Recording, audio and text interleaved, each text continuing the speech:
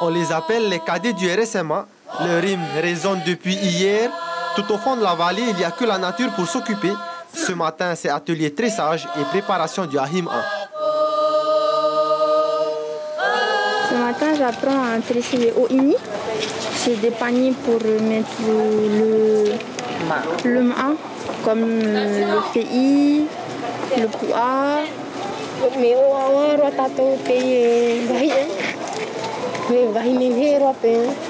Renouer avec la culture est l'un des objectifs de l'immersion, alors Noémie tient à ce que tout le monde fasse l'effort de parler le Réo Tahiti.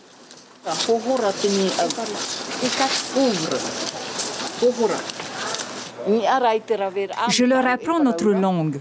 Oui, il y a les paroles et les actes. Et la meilleure façon est de leur apprendre à dire ce qu'ils font, mais aussi ce que je dis, je fais.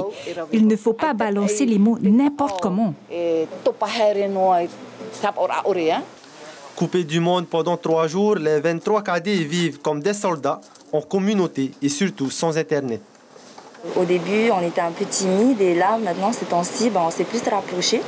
Et être cadré par l'armée, c'est bien, surtout pour les jeunes qui ont un langage un peu familier, un peu trop familier. Il y a des jeunes ici qui sont connectés tout le temps sur leur téléphone, iPad ou l'ordinateur. Mais quand tu apprends à vivre sans, tu dors mieux. Ces jeunes sont ici volontairement, toujours scolarisés, ils ne sont pas là par hasard. Le profil, il faut qu'il soit en situation de décrochage scolaire. Mon but n'est pas du tout de faire du recrutement. Mon but, c'est de l'accompagnement au quotidien, cas par cas, si je peux, parce qu'ils sont nombreux.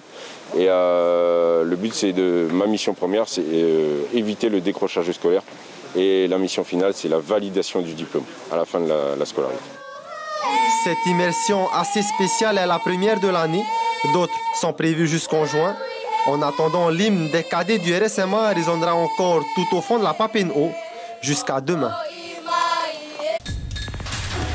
L'information en continu sur Polynésie la première, Internet et réseaux sociaux.